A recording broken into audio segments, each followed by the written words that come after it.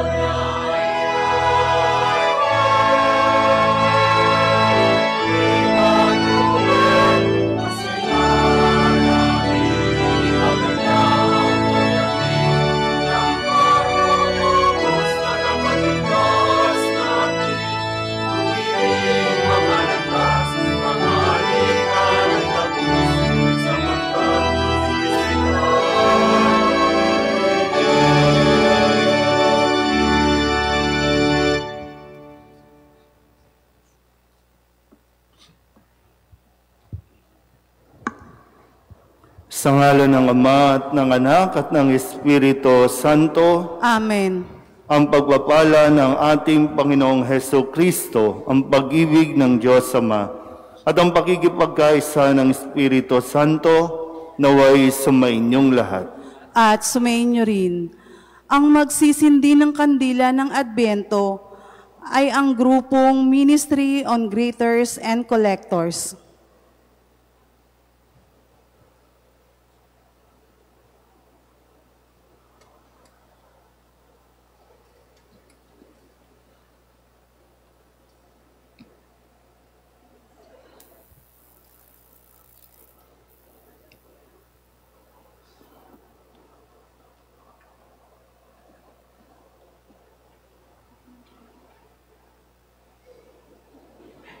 Dakilang Ama, sa pagtatapos ng panahon ng Adbyento, sinisindihan namin itong kandila sa pag-asa, kapayapaan, kagalakan at pag-ibig.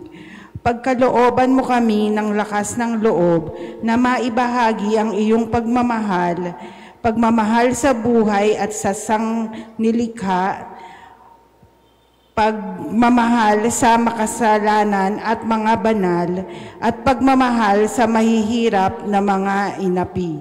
Lubos kaming nagpapasalamat sa lahat ng pagpapalang tinatanggap namin sa pamamagitan ni Kristong aming Panginoon.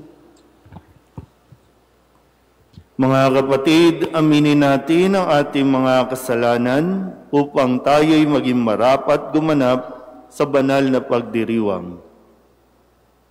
Inaamin ko sa makapangyarihang Diyos at sa inyo mga kapatid, na lubha akong nagkasala sa isip, sa salita at sa gawa, at sa aking pagkukulang.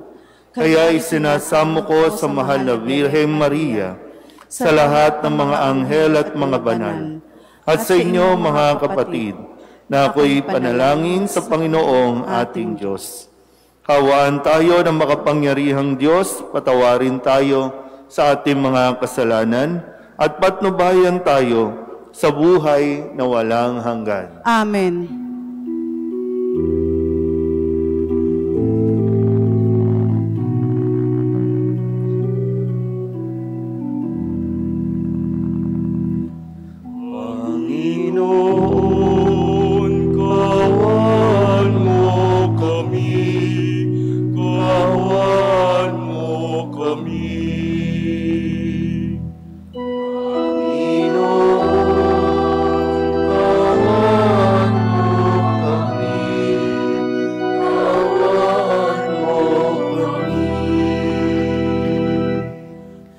Kristo, kawan mo kami, kawan mo kami.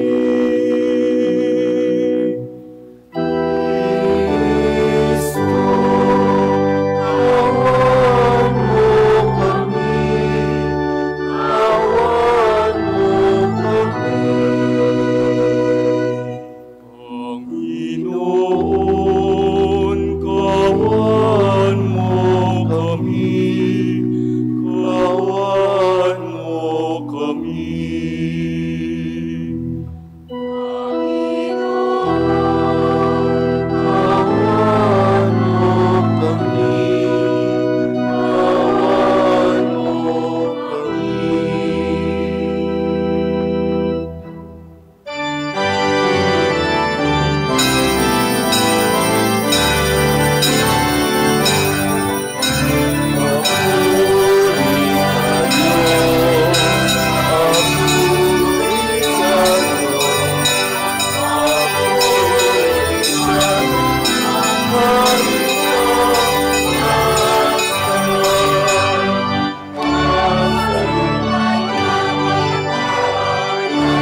sa lumay kapayapaan sa mga taong pinalulugtan niya.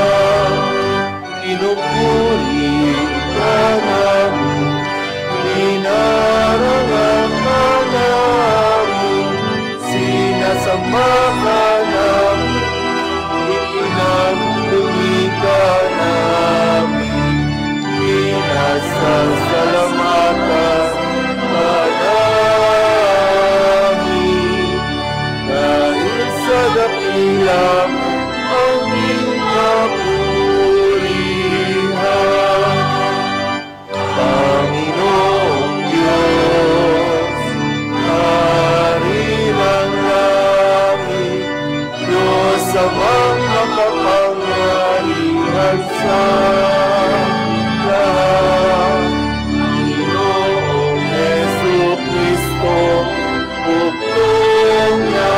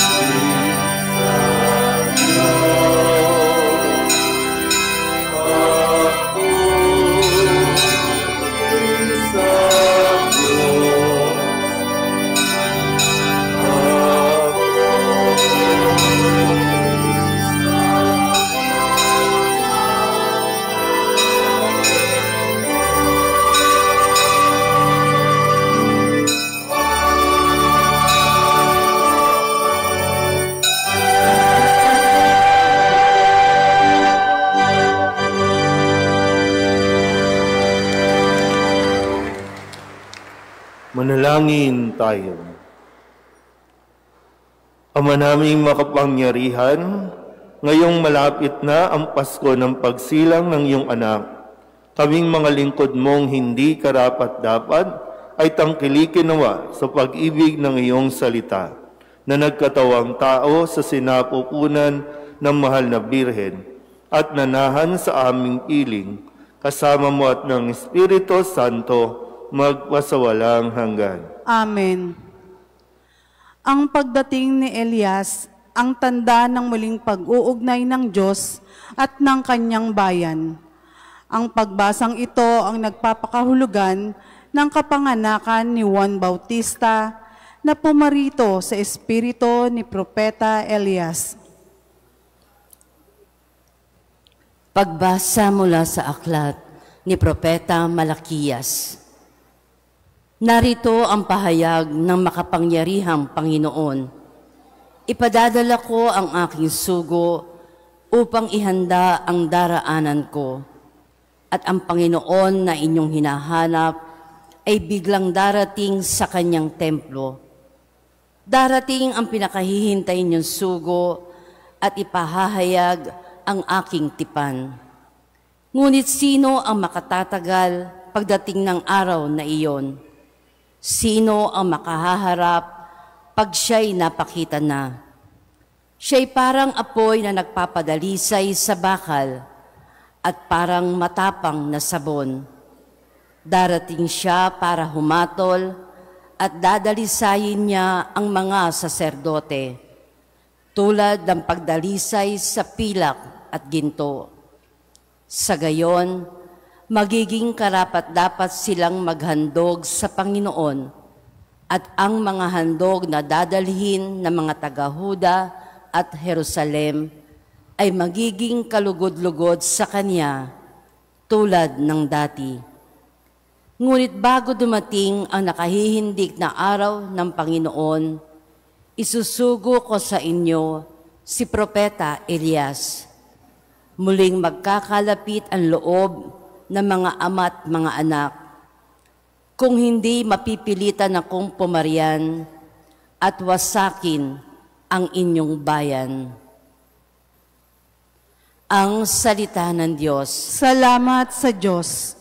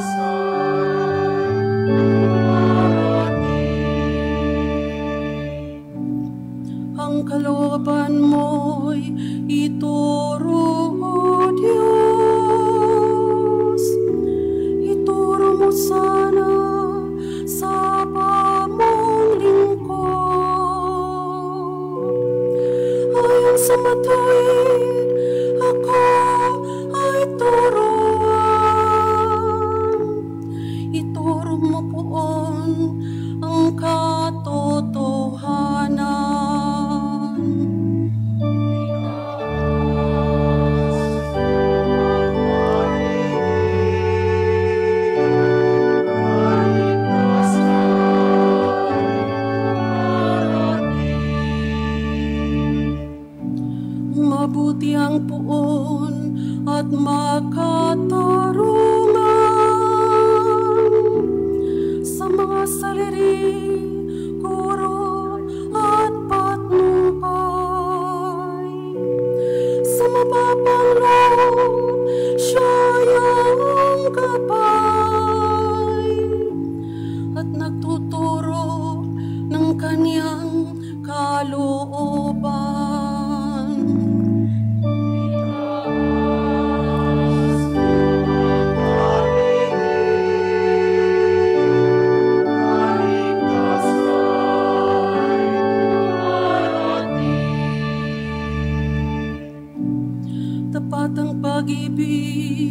siya nang umakay sa tumatalima sa utos at tipan. Sa tumatalima siya'y kaibigan, sa tagapagturo ng banal na tipan.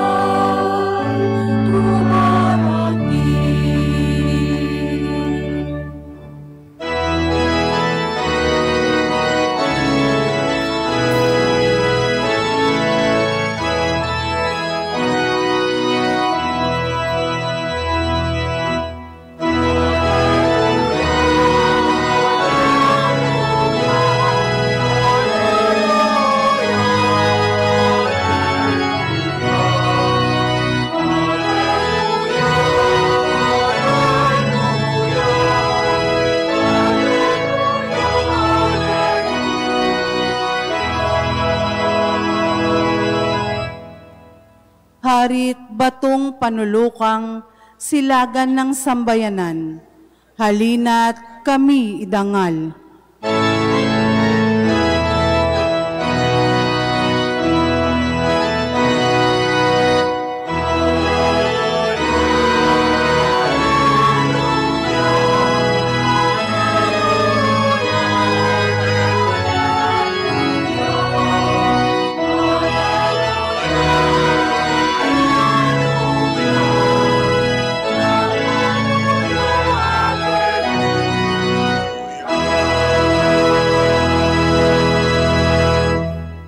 Sumainyo ang Panginoon. At sumaiyo rin. Ang mabuting balita ng Panginoon ayon kay San Lucas. Papuri sa iyo, Panginoon.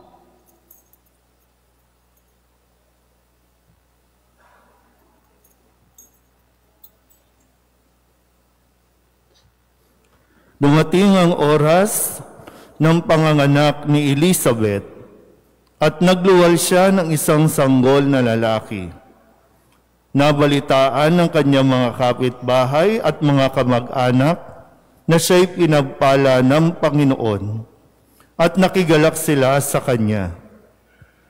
Nang 8 araw, dumalo sila sa pagtutuli ng sanggol. Zacarias sana ang ipangangalan sa kanya, gaya ng kanyang ama. Ngunit sinabi ng kanyang ina, hindi, Juan ang ipapangalan sa kanya. Subalit wala isa man sa iyong mga kamag-anak ang may ganyang pangalan, wika nila. Kaya't hinudyatan nila ang kanyang ama at itinanong kung ano ang ibig niyang itawag sa sanggol. Humingi siya ng masusulatan at sumulat ng ganito, Juan ang kanyang pangalan. At namangha silang lahat. Pagdakay nakapagsalita siya at nagpuri sa Diyos. Natakot ang lahat ng kanilang kapitbahay, ano pat naging usap-usapan sa buong kaburulan ng Judea ang mga bagay na ito. Pinakaisip-isip ito ng lahat ng nakaalam at ang kanilang tanong, magiging ano nga kaya ang batang ito? Sapagkat maliwanag na sumasa kanya ang Panginoon. Ang mabuting balita ng Panginoon. Pinupuri ka namin, Panginoong Hesukristo. Isang magandang umaga po sa inyong lahat. Palapakan natin ang Panginoon. Konting update lang po, medyo mas improving naman no, yung aking mukha sa 4 na araw na pagti-therapy. Bagamat mayroon pang konti no, na medyo tumatabingi pa yung aking labi, pero sana po malinaw, mas malinaw ngayon ang pagbigkas ko ng mga salita. So ngayon ay nasa 8 araw na tayo ng ating pong pagsisimbang gabi. 8, isang araw na lang. Sabihin nyo nga sa katabi ninyo, kapit. Baka ngayon ka pa malaglag, no? Baka bukas hindi mo matapos ang kwento at yung gabi, tandaan nyo po bukas ng umaga, magsisimba kayo para makumpleto natin yung 9 na araw at kinagabihan, babalik kayo para matunghayan natin yung pagsilang doon sa Belen. O baka makumpleto mo yung 9, wala ka naman sa araw ng kapanganakan. Parang lahat tayo, no?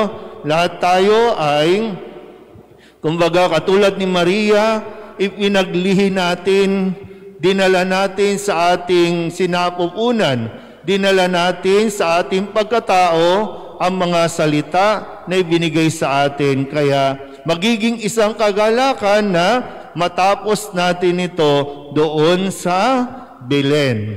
O mga kabataan magsisimba ngayon o bukas ng umaga at sa gabi magsisimba tayo ulit. At sama-sama nating ipagdiriwang ang Pasko ng pagsilang. Malinaw po? Sige. Matanong ko lang po, no? Sige nga. Ano po ang pangalan mo? Melona po. Melona. Bakit Melona? Hindi ko po alam. Hindi alam? Sige nga. Ito. Kuya, anak mo ba yan? Anong pangalan yan? Habibi. Camille. Habibi. Habibi. Oh, Habibi. Bakit po Habibi? Kasi hindi pa makasagot eh. Bunga ng pagmamahalan. Bunga ng pagmamahalan. Siya ba si Habibi? Ate, ano ang pangalan? Jamie po. Jamie. Bakit Jamie?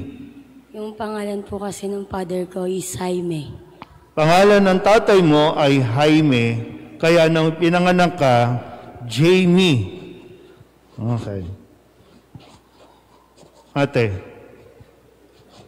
Uy. Ano ang pangalan? Okay lang ba tanungin pangalan? Robiana Kawili po. Robiana Kawili. Robiana Kawili apelido. Pero yung Robiana ang pangalan. Bakit Robiana? Hindi na naalam. Nay, ano ang pangalan? Anastasia po. Anastasia, yung pangalan. Amor yung apelido? O Anastasia Amor? Abing. Abing. Bakit Anastasia? Birthday ko po Pasko. Birthday mo, Pasko, pero ang pangalan mo, Anastasia. Okay, ang lapit, no? Sa almanake po sa probinsya, ang una pong pangalan, Anastasia, kaya yun ang pinangalan. Okay, Anastasia, sa probinsya. Sige nga. Kayo po, ano pong pangalan? Wilma po. Wilma. Bakit Wilma? Sabi po ng nanay ko, gusto niya lang maiksi yung pangalan ko. 5 Sabi ng nanay mo, gusto niya maikli lang ang pangalan, 5 letters lang. Ate, ano ang pangalang ibinigay sa iyo? Quincel Santos po. Quincel Santos. Prinsesa? Quincel. Quincel. Bakit po Quincel? Alam mo ba yung kwento? Bakit Quincel? Hindi ko po alam. Hindi alam. Hindi nyo tinuro. Yan. Anong pangalan mo, kuya? Clark. Clark. Akala ko paro tayo may bell palsy. Clark. Yan. Ay, ikaw ate, anong pangalan ate? Ha? Ayesa. Ayet. Ikaw, bakit, alam mo ba kung bakit Clark? Alam sa'yo? Bakit daw? Sige. Sino pa? Sino natin? Ate, anong pangalan mo? Francesca po. Francesca. Bakit daw Francesca? Hindi ko po. Hindi rin alam. Okay. Mga magulang, bakit hindi nyo na kinikwento ang background kung ano ang ipinangalan at bakit yan ang ipinangalan sa iyo o ipinangalan mo sa iyong anak? Dahil, ngayon nga, sa 8 araw na ito, ay pagbibinyag na kay San Juan Bautista. Matapos yung kahapon na pumunta si Maria kay Elizabeth para tulungan ito sa kanyang pagbubuntis at panganganak. At ngayon nga ay sa kwento natin na ipanganak na at 8 araw na simula ng isilang si Juan Bautista. At nung nabalitaan ng mga kapitbahay na ipinanganak na si Juan Bautista, ayon sa tradisyon, sa 8 araw ay ang pagtutuli sa bata o pagbibinyag na rin, kung kaya tinatanong sila ng mga kapitbahay, ano ang ipapangalan sa bata? Ang sabi ng mga kapitbahay, dapat ipangalan sa kanyang ama. Zacarias din dapat ang ipangalan. Naintindihan ba? Pero hindi pumayag si Elizabeth at si Zacarias. Kaya nang tanungin, ano ang ipapangalan sa bata? Ang sagot, Juan. Sabihin niyo nga, Juan. Ang kahulugan ng pangalang Juan, ang Diyos ay pagpapala. So itong batang ito na si Juan ay isang palatandaan na magpapaalala sa mga magulang nito na sila ay pinagpala ng Diyos. Naintindihan ba? Sabihin niyo nga sa katabi ninyo, isa kang pagpapala. Pero totoo ba? Nararamdaman mo ba na ikaw ay pagpapala? Kapag kinakausap ka ba ng iyong mga magulang?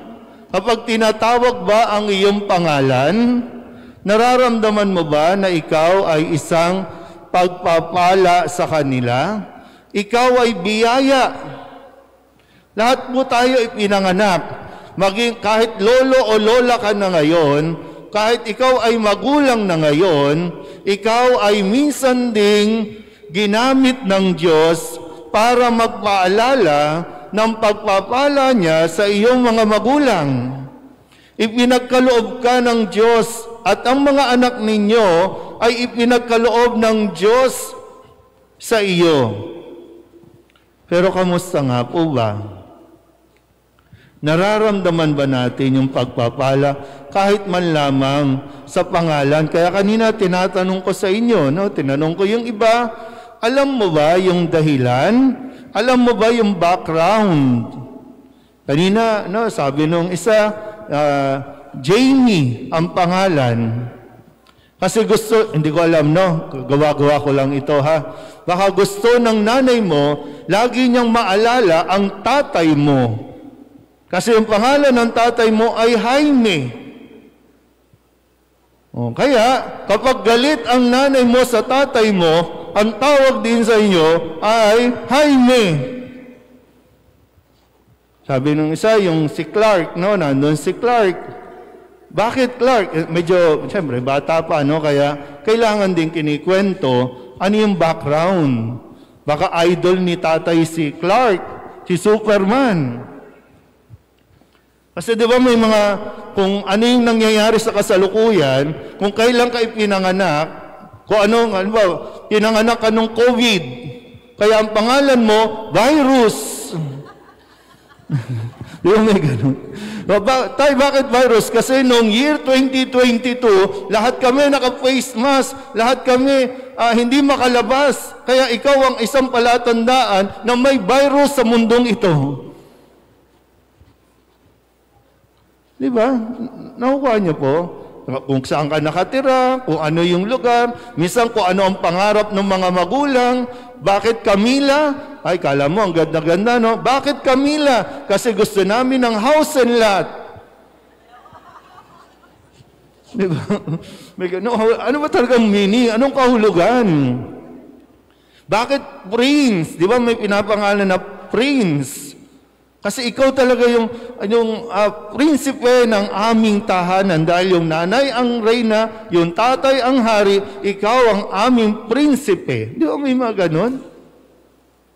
So, sa pangalan pa lang, crucial din po yun, ha? O kaya sa mga susunod na mag-aanak dito, ha? Pumili kayo ng mga pangalan na talagang magkukondisyon din sa isipan, sa emosyon ng bata na habang siya lumalaki, yung mas mauunawaan niya kung ano ang dahilan niya, kung bakit siya ipinanganak sa mundong ito.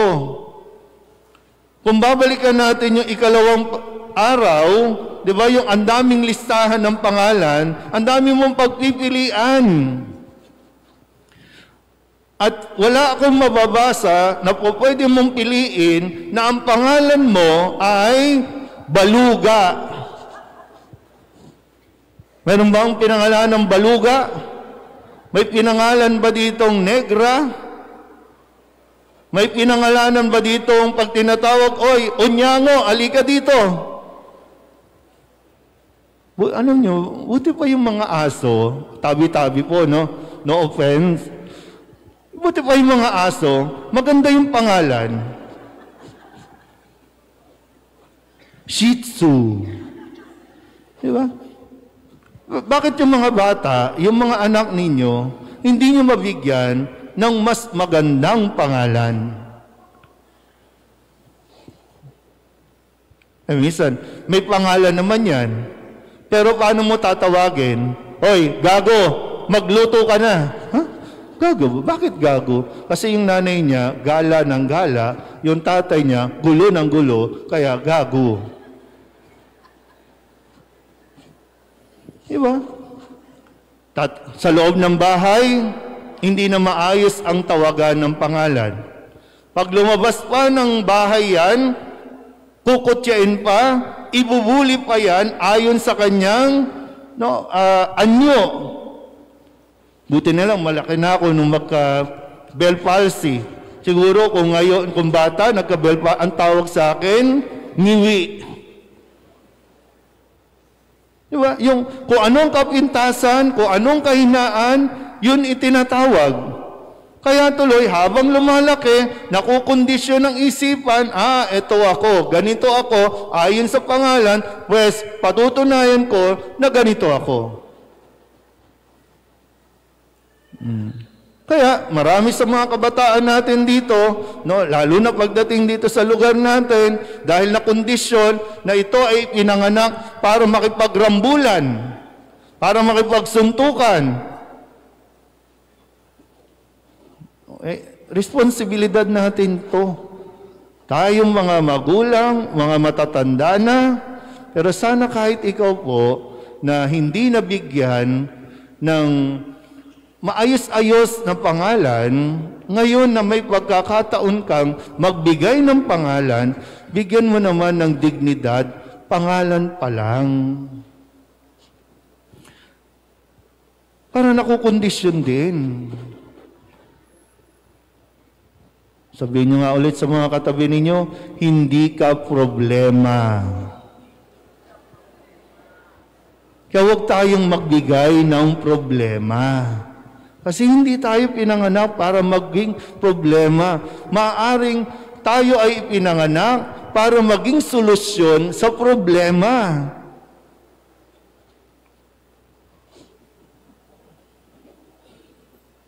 Kaya balikan natin ulit, lahat tayo, no? Lahat tayo. Kahit nasabihin natin sa tagal ng panahon, napaniwala tayo ng mismong mga malalapit sa atin na eto ka, ayon sa iyong pangalan, heto ka. Tinuloy yung katabi ninyo. Sabihin nyo nga, retokada ka. Ay, hindi malinaw. Hindi naging malinaw. Yan yung mga salita minsan, hindi malinaw, no? Pero di ba? Kapag yung bata pa lang, tinatawag mo na sa isang pangit na pag-uugali, sa hindi magandang tawag, habang lumalaki, nagiging ganun siya. Maliban na lang talaga kung mayroong nagpapaliwanag, mayroong gumagabay sa kanya, na hindi yun ang original niyang pagkilala o dignidad. Pangalan pa lang. Dati po, no? Kasi ang pangalan ko, Douglas. No? Tinatanong ko, bakit Douglas ang pangalan ko? No? In 1975 ako pinanganak. Tapos siguro, nung naglanding si Douglas MacArthur, siguro na-inspire yung tatay ko na ipangalan ako doon kay Douglas MacArthur. Pero ulitin ko ha, mga magulang, responsibilidad ninyo at ipinagkaloob ang kapangyarihang ito sa inyo bilang mga magulang na bigyan mo ng magandang pangalan ang iyong anak. Isang pangalan na po pwedeng magbigay sa kanila ng dangal, isang pangalan pwedeng magbigay sa kanila ng dignidad, at lalong-lalo na isang pangalan na laging magpapaalala na pag tinatawag mo yan, maaalala mo ang Diyos. Ang Diyos na naging tapat sa kanyang pangako, ang Diyos na laging nandyan na pinagpapala kayo. Amen?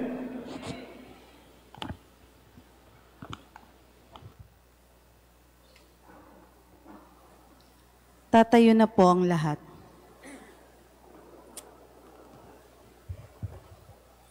Pinangalan ng Juan ang anak ni Zacarias na nangangahulugang mapagpala ang Diyos. Manalangin tayo na may matibay na pananalig sa pagpapala ng Diyos. Ang ating itutugon, Panginoon, dinggin mo kami. Panginoon, dinggin mo kami.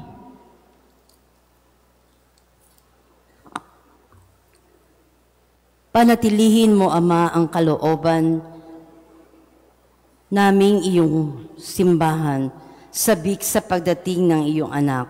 Manalangin tayo. Panginoon, dinggin mo kami.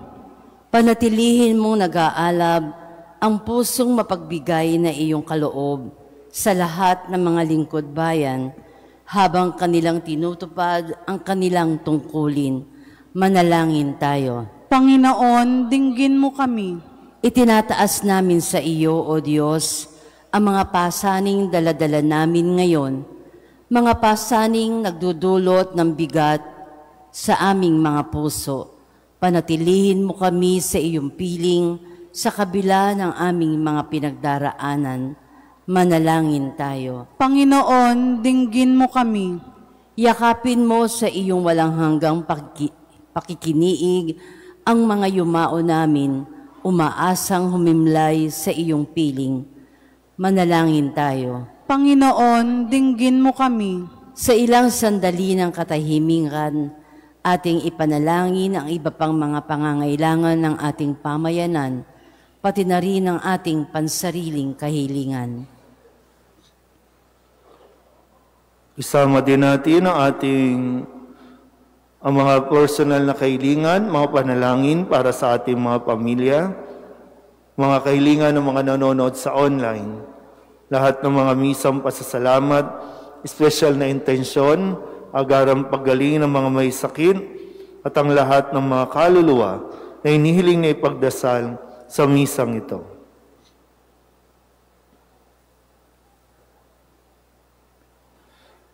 Ang lahat ng ito inihiling namin sa ngalan ni Kristong aming Panginoon. Amen.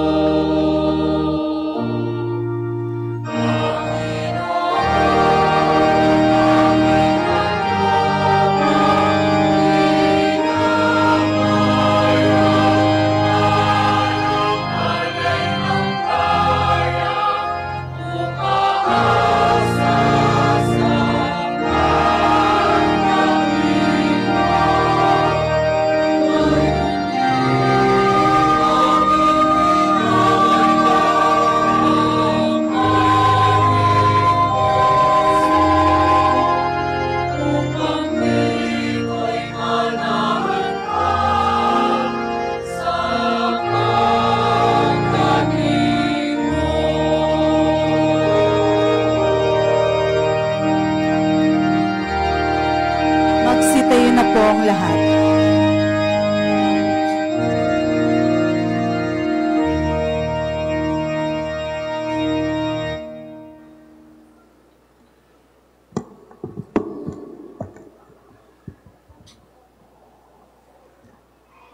Manalangin kayo mga kapatid upang paghahain natin ang kalugdan ng Diyos Amang makapangyarihan.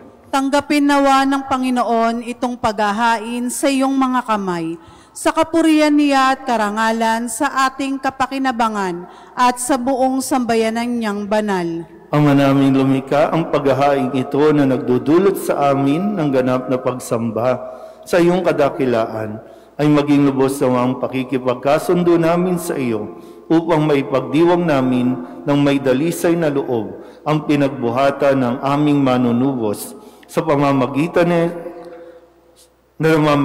kasama ng Espiritu Santo magpasawalang hanggan. Amen. Sumainyo ang Panginoon. At sumaiyo rin. Itaas sa Diyos ang inyong puso at diwa. Itinaas na namin sa Panginoon. Pasalamatan natin ang Panginoong ating Diyos. Marapat na siya ay pasalamatan. Ama naming makapangyarihan, tunay ngang marapat na ikaw ay aming pasalamatan sa pamamagitan ni Jesucristo na aming Panginoon. Ang pagsusugo mo sa Kanya ay ipinahayag ng lahat ng mga propeta. Ang pagsilang niya ay pinananabikan ng mahal na Birheng Kanyang inang tunay sa kapangyarihan ng Espiritong Banal. Ang pagdating niya ay inilahad ni San Juan Bautista sa kanyang pagbibinyag. Ngayong pinaghahandaan namin ang maligayang araw ng kanyang pagsilang, kami nananabik at nananalangin lubos sa makaharap sa kanyang kadakilaan.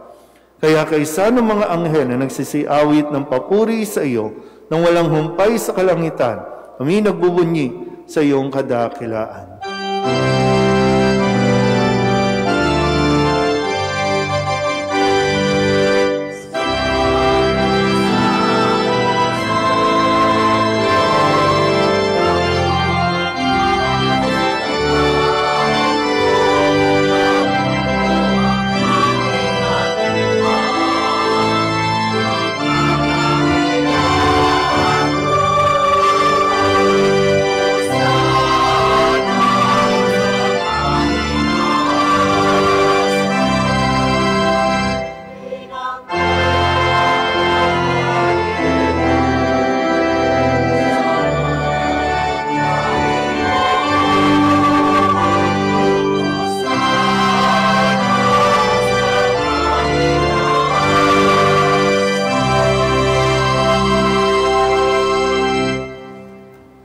Ama naming banal, ikaw ang bukal ng tanang kabanalan.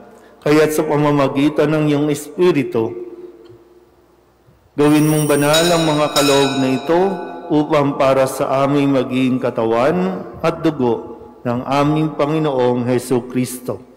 Bago niya pinagtiis ang kusang loob na maging handog, hinawakan niya ang tinapay, pinasalamatan kaniya, pinaghati-hati niya iyon, iniabot sa kanyang mga alagad at sinabi, "Tanggapin ninyong lahat ito at kanin, ito ang aking katawan na ihahandog para sa inyo."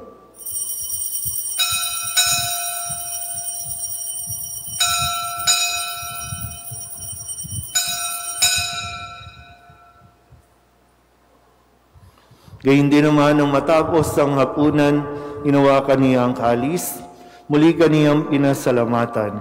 Iniabot niya ang kalis sa kanyang mga alagad at sinabi, "Tanggapin ninyong lahat ito at inumin. Ito ang kalis ng aking dugo, ng bago at walang hanggang tipan. Ang aking dugo na ibubuhos para sa inyo at para sa lahat, sa pagpapatawad ng mga kasalanan. Gawin ninyo ito sa pag-alaala sa akin."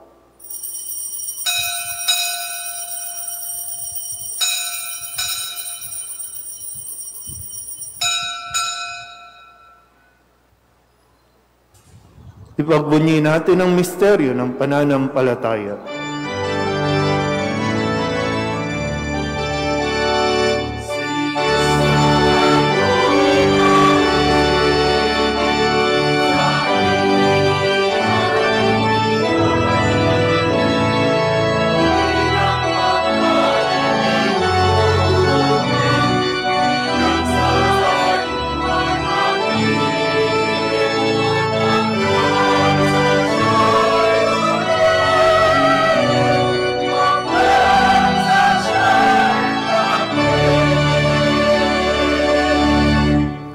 Ama, ginagawa namin ngayon ang pag-alaala sa pagkamatay at muling pagkabuhay ng iyong anak. Kaya tiniaalay namin sa iyo ang tinapay na nagbibigay buhay at ang kalis na nagkakaloob ng kaligtasan. Kami nagpapasalamat dahil kami iyong minarapat na tumayo sa harap mo para maglingkod sa iyo.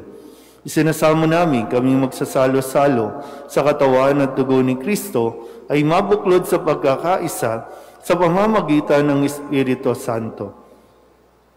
Ama, lingapin mo ang iyong simbahang laganap sa buong daigdig. Puspusin mo kami sa pag-ibig kay San Francisco na aming Papa at ni Jose na aming Obispo at ng Tanang Kaparian. Alalahanin mo rin ang mga kapatid naming nahimlay na may pag-asang sila'y muling mabubuhay, gayon din ang lahat ng mga pumanaw. Hawaan mo sila at patuloyin sa iyong kaliwanagan. Kawaan mo at pagindapating kaming lahat na makasalo sa iyong buhay na walang wakas. Kaysa ng mahal na Birhen Maria na ina ng Diyos, ng kanyang kabiyak ng pusong si San Jose. Kaysa ng mga apostol at ng lahat ng mga banal na namuhay dito sa daigdig ng kalugod-lugod sa iyo, may pagdiwang nawa namin ang pagpupuri sa ikararangal mo sa pamamagitan ng iyong anak na aming Panginoong Hesu Kristo.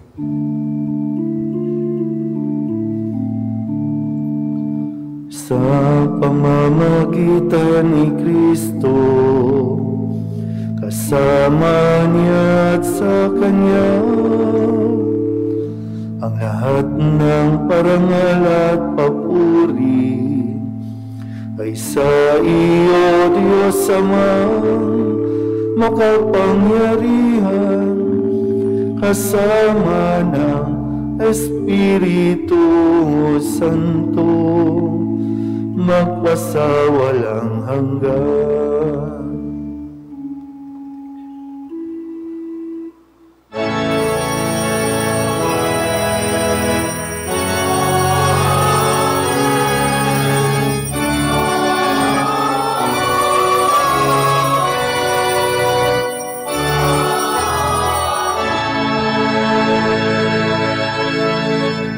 Sa tagubilin ng mga nakagagaling na utos at turo ni Jesus sa Panginoon natin at Diyos, ipahayag natin ng lakas loob.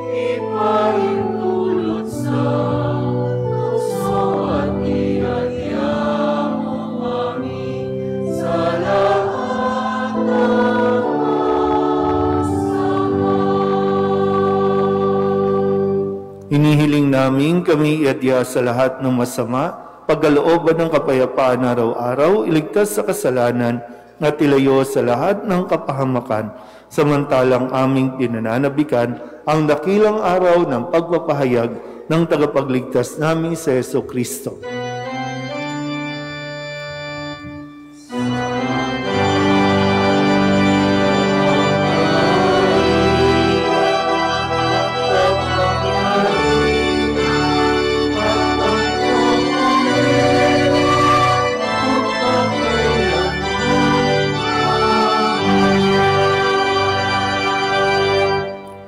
Jesucristo, sinabi mo sa iyong mga apostol, kapayapaan ang iniiwan ko sa inyo, ang aking kapayapaan ang binibigay ko sa inyo. Tunghayan mo ang aming pananampalataya at huwag ang aming mga pagkakasala. Pagkalooban mo kami ng kapayapaan at pagkakaisa ayon sa iyong kalooban, kasama ng Espiritu Santo, magpasawalang hanggan. Amen. Ang kapayapaan ng Panginoon ay laging sumainyo. At sumaiyo rin. Magbigayan po tayo ng kapayapaan sa isa't isa.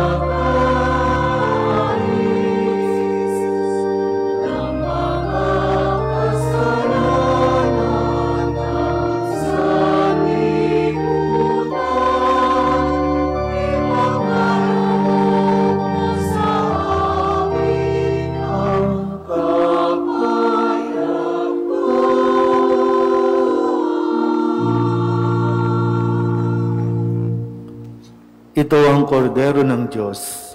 Ito ang nag-aalis ng kasalanan ng sanlibutan.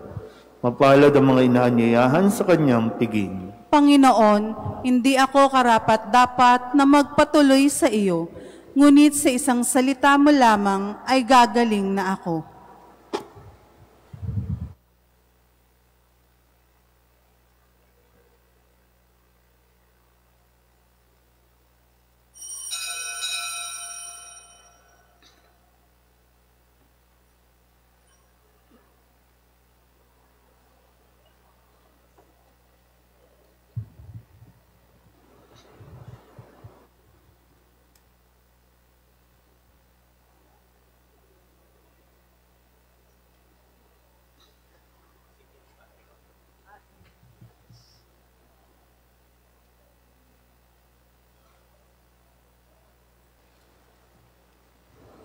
Manalangin tayo.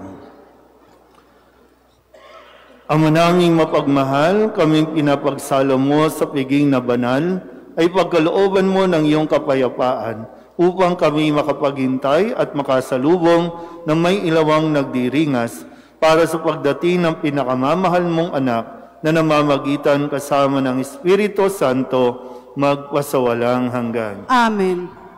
Muli, paalala, lalo na para sa mga kabataan, magsimba ng umaga at magsimba ng gabi bukas. So yung sa umaga ay sa simbang gabi pa para makumpleto ang 9 na araw at sa gabi ay ang ating pagsalubong sa pagdiriwang ng Pasko ng Pagsilang. Sa gabi, sa mga kabataan, medyo magsuot naman tayo ng something special. Okay ba yan? Paghandaan naman, nung Christmas party ninyo, medyo mga bongga ang mga kasuotan ninyo, ha? Mga hip-hop pa kayo, no? So, pwede nyo naman suotin yan pagdating ng pagsimba natin sa araw ng Kapaskuhan. Pero kung sa tingin mo, special na sa iyo yung sando, yung short, okay lang yan. Basta sa iyong sarili, ito na ang pinaka-special na susuotin ko para sa Pasko ng Pagsilang, hindi ka namin pagbabawalan, ha? Pero tingnan mo rin kung ano nga ba talaga yung mas special na pwede mong suotin.